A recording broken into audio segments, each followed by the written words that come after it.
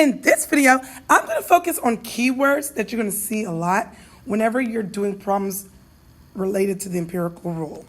All right, let's look at this first example. As you can see, my number line goes from 40 to 100, right?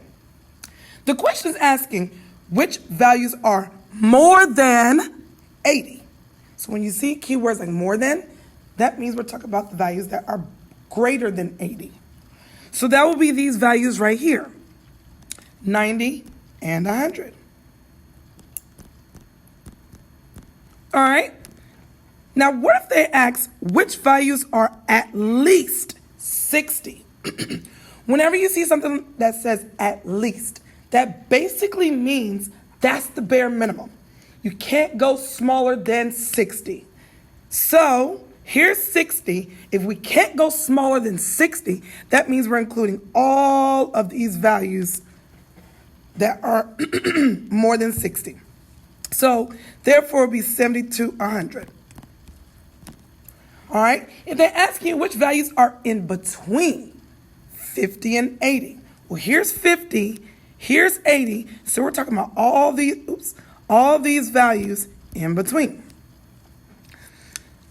And then if they say which values exceed 90, exceed basically means more than 90.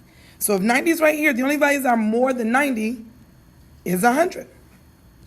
All right, now, when they start to throw some percentages in there, they're going to ask what percent of the values are more than 80. Well, let's look at this number line.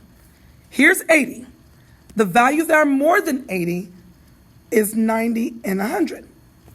So if 80 is where we're kind of stopping at, the percentage for these values will be 13.5, 2.35, and 0.15%.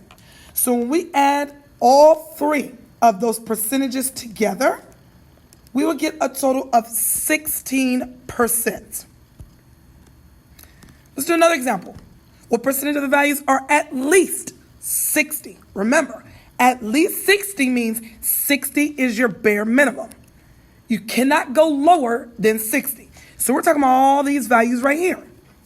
So if we can't go lower than 60, the percentages that represent all those values is 34%, 34%, 13.5%, 2.35%, and 0.15%.